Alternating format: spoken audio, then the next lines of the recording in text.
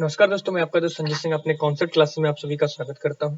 आज का जो हमारा लेक्चर है फंडामेंटल राइट्स को ही लेकर कंटिन्यू रहेंगे और इसमें हम लोग जो यानी कि स्टार्ट करने जा रहे हैं वो राइट टू इक्वलिटी से स्टार्ट करने जा रहे हैं। एक्चुअल में राइट टू इक्वलिटी है क्या, क्यों जरूरत पड़ी हमारे कॉन्स्टिट्यूशन में और हमारे यानी कि कॉन्स्टिट्यूशन मेकर्स इसे क्यों देना चाहते थे। तो लेक्चर में आगे बढ़ने से पहले एक छोटी सी रिक्वेस्ट हर लेक्चर की तरह इसमें भी रहेगी। अभी तक लाइक नहीं किया तो लाइक कर लीजिए, सब्सक्राइब नहीं किया तो मेरे चैनल को सब्सक्राइब कर लीजिए, क्योंकि सपोर्ट एक दूसरे को देना है। मैं तुम्हें कंटेंट के द्वारा दूंगा, तुम सब्सक्राइब करके लाइक करके मुझे सपोर्ट दो। स्टार्ट करते हैं आज का लेक्चर राइट टू इक्वलिटी को लेकर। आर्टिकल 14 ये कहता है कि जो हमारा स्टेट हो कभी भी किसी को पर्सन को डिनाई नहीं करेगा इक्वलिटी बिफोर लॉ, और हर एक व्यक्ति को प्रोटेक्शन में लेकर चलेगा कि आपको प्रोटेक्ट यानी कि किसी को प्रोटेक्ट करना या ना करना। ये आर्टिकल 14 कहता है कि हम सभी को प्रोटेक्ट करके चलेंगे, सभी को बराबर का अधिकार देंगे जो भी इस भारत की टेरिटरी के अंदर रह रहा है। इसके अंदर ये भी बोला गया कि चाहे वो बेचारा फॉरेनर ही क्यों ना हो, ये हर एक पर्सन के लिए राइट है, खाली वो भारत के अंदर रह रहा हो। ठीक है, चाहे सिटीजन हो चाहे फॉरेनर हो, हम सभी के लिए ये राइट दिया है हमारे कॉन्स्टिट्यूशन में आर्टिकल 14। जब ये वर्ड हमारे यानी कि इंडिया में यानी कि हमारे कॉन्स्टिट्यूशन में यानी कि ऐड किया गया, तो उसका एक ही पर्पस था। कोई भी चाहे लीगल पर्सन हो, चाहे स्टेटरी कॉर्पोरेशन हो, ठीक है, कंपनीज हो और रजिस्टर्ड सोसाइटीज हो, ठीक है, एनी अदर यानी कि लीगल टाइप पर्सन हो, उन सभी को यानी कि ये क्या देगा, राइट टू इक्वलिटी का वादा करके उसको आगे प्रमोट करेगा। दूसरा एक कॉन्सेप्ट आता है कि मेरा कहने का मतलब यहाँ पर ये जो कॉन्सेप्ट है इक्वलिटी बिफोर लॉ, उसका एक ही मतलब है, यानी कि आखिरकार लिया कहाँ से गया, इसकी जरूरत कहाँ से पड़ी। तो हमने इसे ब्रिटिश कॉन्स्टिट्यूशन से लिया था और इक्वल प्रोटेक्शन ऑफ द यानी कि जो लॉ है उसको हमने यानी कि अमेरिकन कॉन्स्टिट्यूशन से लिया। मेरे डियर दोस्तों, मैं तुम्हें एक बात बोलना चाहूंगा। मैंने पहले ही बताया था लेक्चर में कि हमने बहुत सारी चीजें अदर कॉन्स्टिट्यूशन से लिया। लगभग ऑन एन एवरेज अगर देखा जाए 60 कंट्रीज ऐसी थी जिसमें से हमने हमारे कॉन्स्टिट्यूशन को अच्छे अच्छे कंटेंट्स को लाकर वहां से उसको छानबीन करके हमारे कॉन्स्टिट्यूशन में ऐड किया था। तो एक छोटी सी बात यहाँ पर यह है कि आखिरकार हमने क्यों ये चीजें जोड़ी, क्योंकि ये हमें डिमांड थी, हमारे यानी कि हमारे जो नागरिक थे उनको ये चाहिए थी। अगर उनको ये चीजें दी गई हैं तो उनके वेल स्टेब्लिशमेंट के लिए दी गई हैं कि आज कल हमारा जो स्टेट है वो अच्छे से यानी कि ग्रो कर पाए, उसकी ग्रोथ अच्छी हो पाए। ठीक है, और दूसरी बात मैं बोलता हूँ, जो ये यानी कि फर्स्ट कॉन्सेप्ट है वो क्या बोलता है, जैसे यहाँ पर किसी को स्पेशल प्रिविलेज नहीं दी जाएगी। ठीक है, ठीक है, किसी को यानी कि फेवर नहीं किया जाएगा, इक्वल सब्जुगेशन किया जाएगा ऑल पर्संस का। ठीक है, यानी कि किसी के ऑर्डिनरी लॉ के लिए लैंड एडमिनिस्ट्रेट जो यानी कि की जाएगी ऑर्डिनरी लॉ के लिए इन द कोर्ट। ठीक है, and no person are poor और हाई लो ऑफिसर, किसी भी पर्सन को ये नहीं बताया जाएगा कि आप पुअर हैं, गरीब हैं, सॉरी रिच हैं, ठीक है, पुअर है, रिच है, ऑफिशियल है, नॉन ऑफिशियल है, किसी के ऊपर नहीं, सबके ऊपर ये लागू होगा, सभी को बराबर का अधिकार देकर चलेगा। जो सेकेंड कॉन्सेप्ट है वो क्या बोलता है कि equality of treatment under the equal circumstances, मतलब हर एक व्यक्ति को बराबर का अधिकार दिया जाएगा। मतलब हम सभी को, मतलब कोई आया, मतलब सपोज करो एक पब्लिक सेक्टर कोई जॉब निकली, या मतलब पब्लिक सेक्टर कोई स्थान है जहां पर हम लोग गए, तो वहां पर किसी स्पेशल व्यक्ति को यानी कि अलग से कुर्सी नहीं पड़ेगी। अगर आप लाइन में खड़े हैं तो वो भी लाइन में खड़ा रहेगा, अगर आपको चेयर मिली है तो उसको भी चेयर मिलेगी। कहने का मतलब यहाँ पर है हम सभी को बराबर यानी कि ट्रीट करेंगे। ठीक है, both in the privilege conferred and liabilities imposed bye the law, यानी कि सभी के ऊपर लॉ काम कर रहा है, ना कि कोई मैन काम कर रहा है। अगर मैं छोटे से शब्दों में बोलना चाहूं तो ये जो इक्वलिटी बिफोर लॉ है ये एक किस्म से रूल ऑफ लॉ का एक छोटा सा कॉन्सेप्ट है, जो ये बोलता है कि यहाँ पर किसी की मनमानी नहीं चलेगी, यहाँ पर कोई मोनार्की राज नहीं होगा, यहाँ पर एक राज होगा, वो भी रूल बाय लॉ, कानून राज करेगा, कानून जो कहेगा वही आपको करना पड़ेगा, उसके ऊपर कोई भी नहीं है। Only law is supreme, nobody supreme above them, right? So similar application is same laws to all the persons similar situated and, कहने का मतलब यहाँ पर यह सभी व्यक्तियों के लिए एप्लीकेशन एप्लीकेबल होगा। The like should be treated alike without discrimination, कहने का मतलब यहाँ पर है किसी को बिना डिस्क्रिमिनेट किए उससे यानी कि ट्रीट किया जाएगा, उसे डिस्क्रिमिनेट नहीं किया जाएगा। पहले क्या होता था, बहुत सारे निगेटिव कॉन्सेप्ट थे हमारे भारत में। बहुत से लोगों को जाति धर्म के बेस पर यानी कि क्या किया जाता था, उनको यानी कि ट्रीट किया जाता था कि आप नीचे धर्म से हैं तो आप नीचे बैठिए, आप पंडित हैं या ठाकुर हैं, इस तरीके से उनको बड़ा इज्जत दी जाती थी। तो ये कॉन्सेप्ट हटाकर एक पॉजिटिव कॉन्सेप्ट लाया गया जिसको बोला गया इक्वलिटी ऑफ अपॉर्चुनिटी। कहने का मतलब यानी कि इक्वलिटी का यानी कि इक्वल ट्रीटमेंट और इक्वलिटी ऑफ अपॉर्चुनिटी यानी कि इक्वल ट्रीट करने का सभी को, ये जो कॉन्सेप्ट लाया गया इक्वलिटी कॉन्सेप्ट, तो ये अच्छा लाया गया। इसका मतलब क्या था, ये इसका एम था, इसका क्या एम था कि भारत को एक यानी कि एक अच्छा राष्ट्र, लीगल राष्ट्र यानी कि बनाने की, और जहां पर सभी को अपॉर्चुनिटी मिले, सभी को जस्टिस मिले, ठीक है, एक अच्छा राज्य बनाने की धारणा थी हमारे कॉन्स्टिट्यूशन मेकर्स की। सुप्रीम कोर्ट जो है वो बोलता है कि अगर कहीं भी अगर देखा जाता है कि किसी को यानी कि कोई भी चीज अनइक्वल तरीके से होगी ही होगी, तो वहां पर ये आर्टिकल 14 काम नहीं करेगा। Article 14 does not apply where the supreme court सीन्स इक्वल ट्रीटमेंट डिफरेंटली, यानी कि जो अनइक्वल है, इक्वल और अनइक्वल को डिफरेंटली ट्रीट किया जाता है, वहां पर आर्टिकल 14 डिफरेंट यानी कि नहीं बैठेगा सही से, वहां पर ये काम नहीं करेगा। ठीक है, जहां पर ये लागू ही है कि यहाँ पर इस तरीके को इसको डील किया जाएगा, यहाँ पर इस तरीके से इसको डील किया जाएगा, वहां पर आर्टिकल 14 नहीं बैठेगा। वाइल जो आर्टिकल फॉरवर्ड करता है यानी कि क्लास लेजिस्लेशन को, और ये परमिट करता है reasonable classification of all persons, ठीक है, and transactions by the law, but classification should not be arbitrary, artificial, evasive, ठीक है, rather it should be based on the intelligible differential and the substantial distinction।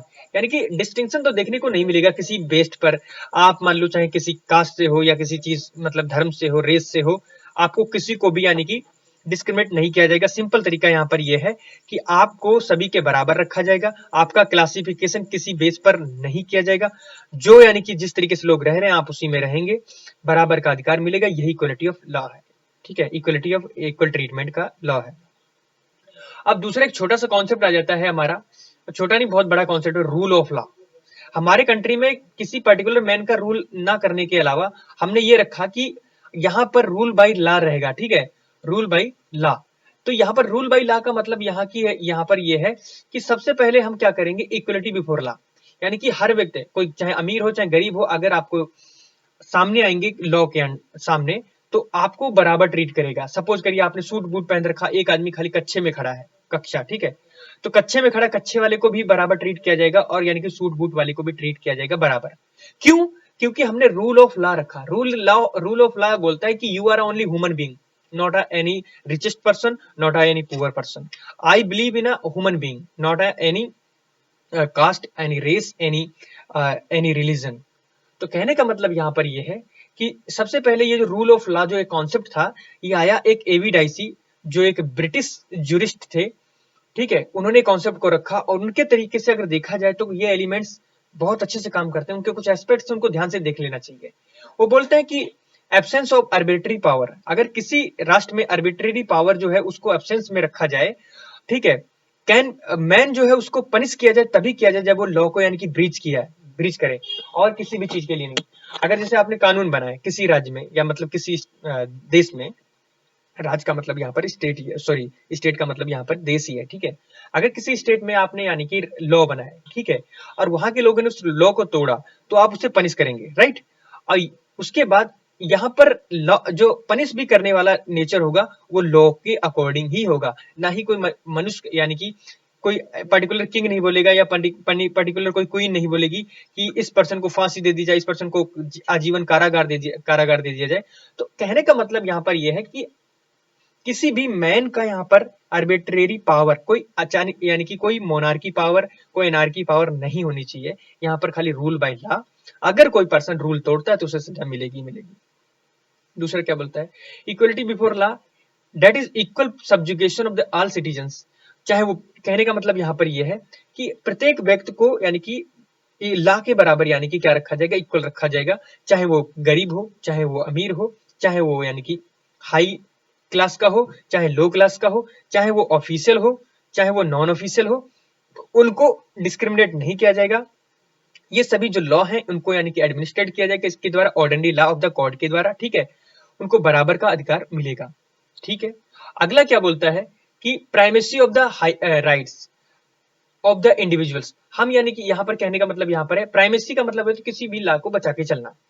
हम यानी कि किसी के मतलब राइट को हनन नहीं होने देंगे, पहला यही कॉन्सेप्ट निकल के आता है। Constitution is a result of the right of the individuals as defined and henceforth by the code law of the law rather than the constitution being a source of the individuals right। कहने का मतलब यहाँ पर ये है कि जो constitution है वो एक रिजल्ट है राइट ऑफ द इंडिविजुअल्स का, जो डिफाइन करता है, इन्फोर्स करता है बाय द कोर्ट्स का, रेदर देन द कॉन्स्टिट्यूशन, वो यानी कि सोर्स नहीं है किसका, इंडिविजुअल राइट। कहने का मतलब ये हर एक यानी कि जो कॉन्स्टिट्यूशन ये किसी एक पर्टिकुलर व्यक्ति का राइट नहीं है, ये सभी व्यक्तियों के राइट को लेकर चलता है, ठीक है।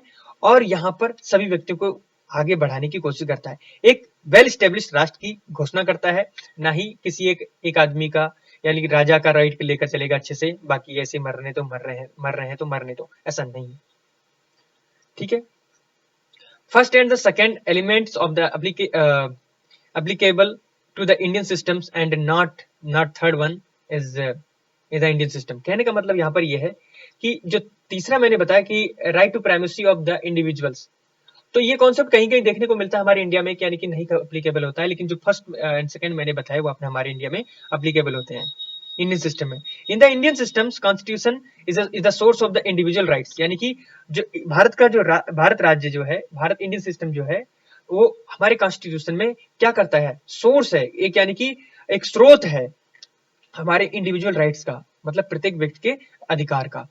जो सुप्रीम कोर्ट है held the rule of the rule as embodied in article 14 is a basic feature of the constitution. कहने का मतलब यहाँ पर यह है, जो सुप्रीम कोर्ट है वो हेल्ड करके चलता है कि रूल ऑफ लॉ, जो रूल ऑफ लॉ है उसको इज एम्बॉडीड करके चलेंगे इन article 14 is a basic feature, यानी कि एक बहुत मूलभूत क्या है उसका अधिक यानी कि गुण है हमारे कॉन्स्टिट्यूशन का, मूलभूत तत्व है हमारे कॉन्स्टिट्यूशन का, जो ये कह के चलता है it can not destroyed even by an amendments.